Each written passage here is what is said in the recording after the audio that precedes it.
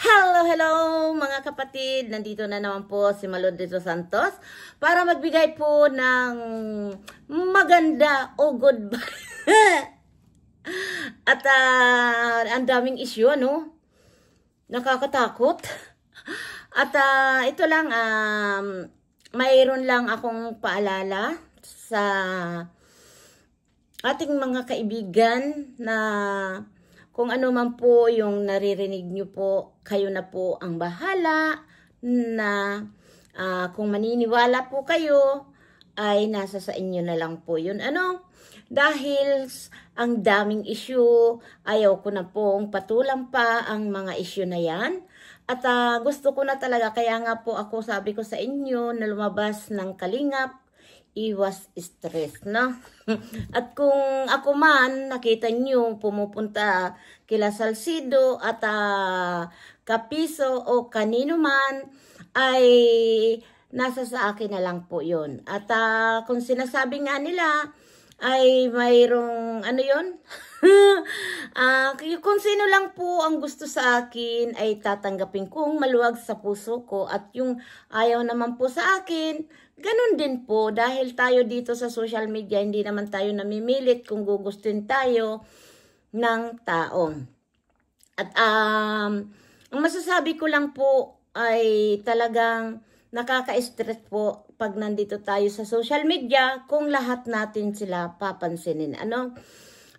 Gaya nga dito sa, pasensya ka na Erika, dahil isang bisis na tayo nagkabanggaan, sana ayaw ko na rin pong maulit. At hindi ako ang kumuntak sa'yo at hindi ako nagmakaawa sa'yo na patigilin mo si Dr. Love. Kahit kailan, never ako sa'yong tumawag para magmakaawa. Dahil ang kagaya ni Malo de Los Santos, hindi po ito marunong magmakaawa. Sa totoo lang. Dahil kung gugustuhin ko po, kaya ko. Kung makikipag-away, kaya ko. Kaya lang po, hindi yun ang pagkatao ko. Tayo ay magsalita kung may basihan tayo. At higit sa lahat, tumingin ka sa harap ng kamera, mata sa mata, kung tayo po ay nagsasabi ng totoo o hindi. Dahil si Malo de Los Santos, never akong tumatawag sa iyo. Ikaw ang tumatawag sa akin para, umingi ka ng sorry sa akin, tinanggap kita, tapos ngayon, uulitin mo. Ano ang sabi mo sa akin? Mami, wag na tayong sasali pa sa anong gulo. Narinig ko yung reaction about sa mga dito sa kay Dr. Love na itinatanggi mo lahat ng mga sinabi mo. Napakahirap yung Erika, na nasabi mo dahil nagagalit ka, nasabi mo hindi ka nakamove on. Ito yung mga sinabi mo na napakahirap. Kaya ano ang sabi ko sa'yo? Huwag ka basta-bastang nagsasalita. Dahil kung may mga pinagsabihan ka, hindi mo maaalis sa tao na hindi magsalita. Kaya dapat always keep, kung ayaw mong makaladkad ang pangalan mo dito sa social media, huwag kang manawagan, Malo de Los Santos. No. Dahil alam nyo, mga kapatid, kung mayroon kang pinagsasabihan na iba, wag sa akin kasi ayaw ko talaga nang madamay pa ang pangalan ko. Wag kung gusto lang natin na magpabida-bida dito sa social media. Marami tayong pwedeng reaksyonan. Ayaw ko dito sa mga usapan nyo, kaya nga ako'y lumabas dahil gusto ko po na maging tahimik at gusto kong pumunta kahit saan. Hindi nga pala tayo dito mananahimik sa social media dahil nasa social media tayo, ano. Saka pwede tayong reaksyonan kahit ano, pwede tayong siraan kahit ano dito sa social media. Pero mag-iingat lang sa paninira, ano? Dahil mayroon tayo na ngayong batas. Sa batas tayo po ay diyan tayo ano. At marami naman tayo pong kaibigan na nakakaalam kung sino si Malo de los Santos, no? At hindi lang po tayo sa Kalingap, marami tayong connection. Hindi sa Kalingap lang. Dahil alam niyo po ako, naging masaya po ako sa Kalingap. Iyan po ang totoo. Dito sa Kalingap ay alam ko kung sino lang po yung pinagkakatiwalaan ko.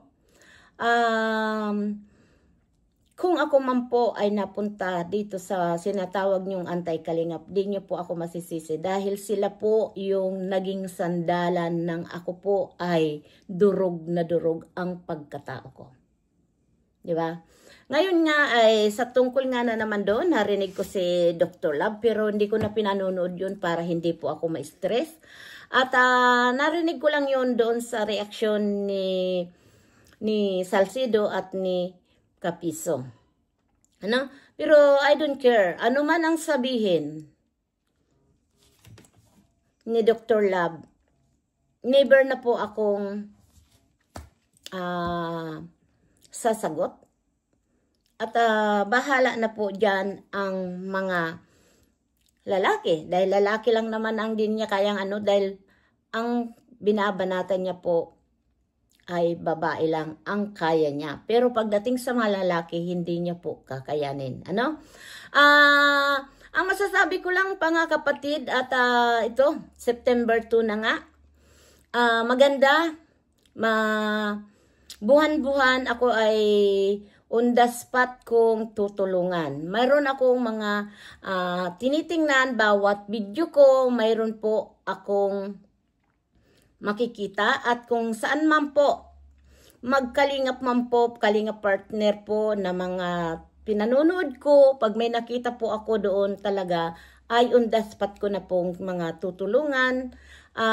Para sa akin ay pwede naman pala po palang magtulong na wala tayong padadaanan. Nakakredit po sa pangalan natin. Dahil mas maganda yung nakikita natin na sila po ay natutulungan ni Malo de los Santos gaya ng dati kong ginagawa. Na kahit walang video yan, okay lang. Hindi dahil ako po ay nagsimulan tumulong sa aming lugar. Wala akong ginagamit na video. Dahil napakasarap sa buhay na ikaw po ay nakakatulong. Mawala man sila, baon nila yung maligayang sinasabi nila na kung wala si Malo de los Santos, di ko naranasan ang masarap na buhay. Di ba? Yung nakakakain ng masarap. Yun ang tawag nila sa akin. Ano? Kahit hindi ko sila mabigyan ng pabahay dahil wala naman akong kakayahan na bigay ko sa kanila dahil tayo may mga pamilya din na tinutulungan. Ano? Ako po ay siguro pag umuwi ako ay doon po tayo ay siguro yung papiding. Pero ako sa totoo lang ngayon mga kapatid, nagagawa ako, naninibago lang po ako talaga dahil siyempre hindi naman natin basta-basta po makalimutan ang kalingap. Pero never po tayo na sinabi mo na, kung sa ano nga, ilinuwa mo na, ay didilutin pa. Mahirap po yun. Di ba? Kaya itong mga naririnig natin about po sa akin, dito kay Dr. Love, alam nyo, ang masasabi ko lang po ay ang lahat na mayroon ako, pinaghirapan ko. Hindi po ako humingi ng kahit $5 sa kapwa ko. Lahat yan ay pinaghirapan. Napakasarap po, kahit siguro po ay ang bahay ko ay barong-barong, basta po galing sa sarili mong pinaghirapan. At kahit po tayo magkaroon ng sasakyan, iyon po ay galing dugot pawis na pinaghihirapan. ng pamilya, ng kami po na mag-asawa. Ano? At siguro naman po dito sa Italia, hindi mo masasabi kami ay magiging patay gutom. Gaya ng naririnig ko na mga patay gutom. Ano pa? Kasi alam nyo po mga kapatid, wala ka man, mayaman ka man o mahirap, isang word na mga patay gutom ang hindi dapat po masabi natin sa kapwa natin dahil yun po yung kaya nilang sa buhay. Ano po? Kasi maranya ka man nga sa pagkain, hindi ka man nga nagugutuman kung galing naman po sa pinaghirapan ng iba, mahirap po yun. Mas masarap na po yung kakain ka lang ng tama lang, sapat lang. Pero galing naman sa pinaghirapan mo. Dugot pawis mo pong pinaghihirapan yun. Diba? Ako, pakainin mo lang ako tuyo, talbos kamuti, talbos ng kangkong, masarap na po yan para sa akin. Dahil yan po ay hindi ko basta-basta dito yan nakakain sa dito sa Italia. Kung sa pagkain lang po dito sa Italia, bastansa kami. Busog na busog kami. Kami na lang po ang nag-aayaw. Dahil dito, ang madali namin damputin, karne ng manok, karne ng baka, kayang-kaya po yan dito bilihin. May 10 euro ka lang po, mayroon ka ng bisteka, yung karne, at makakakain ka na pong pasta, pizza. Lahat yan, madali po yung bilihin dito. Dahil kami po ay may mga trabaho. Maraming mga nanonood sa akin, followers kong mga taga-Italia. Alam nila po ang kalakaran dito sa Italia. Wala po ditong nagugutuman. Diba po?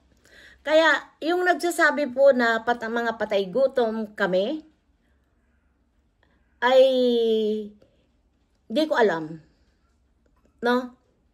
Dahil alam naman natin simulat kung sino ka noong dumating ka ng kalingap. Yan lang po mga kapatid, at mahirap po yung humamak tayo sa tao. Diba? Napakahirap po yun. Hindi lang po kagaya ko na kung ako po yung iba dyan na isusumbat ko bawat sintimo na ibinamimigay ko. Kaya lang hindi ako ganun. Kasi pag tayo po ay nagbitaw ng pera, pag nakarating na po yan, hindi na natin yan. Pero ang napakasarap naman po, yung taong marunong tumingin o lumingon kung anong naitulong sa'yo ng kapwa mo. Diba? Dahil ako, may inahangaan po ako dito. Sa mga tinutulungan ko po, mga pinag-aral ko po, napakasarap ang pakiramdam. Si Eden po, hindi ko man siya nakakausap, pero abot-abot ang pagpapasalamat niya sa akin. Gumagawa siya ng video at ipararating sa akin ang pagpapasalamat niya. Yun, nakikip ko yun. Kaya, ang panawagan ko po sa mga natutulungan ko, sa mga tinutulungan ko, huwag kayong mag-alala. Kahit tayo lumabas ng kalingap, tuloy-tuloy lang po at tayo po on the spot. Buwan-buwan po, mayroon po akong tutulungan. Kahit kanino ko po makikita ang video na yon na talagang gano'n na lang tayo, yung magra-round-round na lang tayo, kahit po magpaabot tayo ng maliit na halaga. At alam niyo na po ay September 2 na ngayon. Yung nakikita ko po talagang laging nasa video ko, upload man or live, diyan tayo na naman po ay magbibigay ng biyaya, di ba? At kilala ko po yung mga taong talagang solid kay Malo de los Santos na hindi ko man sa inyo maibigay, ibibigay ko sa community nyo, mga kapatid. Yan lang ang lagi kong pinangangako ngayon. Dahil po kung mayroon man din po akong sasahurin dito sa YouTube ko, sa channel ko, iyan po ay ipinamimigay ko rin. Kaya huwag kayong mag-alala mga kapatid, dahil hindi po ako yung hanggang bibig lang. Alam po yan ng mga kaibigan natin dito sa social media na mga nagkasubaybay sa akin. Alam nila yan po. Ano? Na kahit ako ay ingian mo, sasabihin, Hiram, hindi ko na po yan pinababayaran dahil maliit na halaga lang po. Diba? Yung iba nga po, kagaya po ng mga dito pong mga nakaraang linggo ay sa amin nawalaan po talaga ng kuryente. Kung hindi ko man po kayo napagbigyan ay pasensya na po dahil ako po ay nangihiram lang ng GCash sa aking hipag. Sa ngayon ay magpapagawa ako ng GCash sa Pilipinas, doon sa aking pamilya. Pero sabi ko naman nila sa akin, hindi daw ako magagawang kung wala po ang sarili kong mukha. Pero okay lang yun dahil sila na ang sinabi ko sa kanila. Dahil po ngayon, ang gagawin ko po, ako po ay parang magbibigay sa mga estudyante ng bawat kahit kaunti, mga 10,000, diba? Yun na lang po ang gagawin ko, yung hindi naman pala kailangan na may malaki tayong community na sa pagtulong. Kung ano po lang yung kaya ko, yun lang po ang ibibigay ko po. Hindi ko ipipilitin ang sarili ko kung hindi ko po kakayanin. Dahil tayo po ay may mga estudyante pa rin po tayong tinutulungan. Siguro pag nakagraduate na sila lahat, dahil hindi na nga rin ako po ay, sa ngayon po ay 4 na lang po ang estudyante ko dahil nakagraduate na po yung isa, nitong taon lang. At ngayon nga awa ng Diyos ay may trabaho na rin. Kaya siguro pag wala na rin po akong estudyante ay siguro magiging malaki naman po ang ipamimigay natin. Pero hindi naman po ako hindi ko naman sinasara ang sarili ko. Basta kung ano lang po mayroon, yun lang po ang tutulong natin. Marami pong salamat talaga dito sa Rochelle community na patuloy niya akong mamahalin. Sa mga community, sa mga nasasakupan ni Yang Mi, thank you so much. Joy Natics International, Joy Natic fans, I Love Joy International, kay Kuya Nule.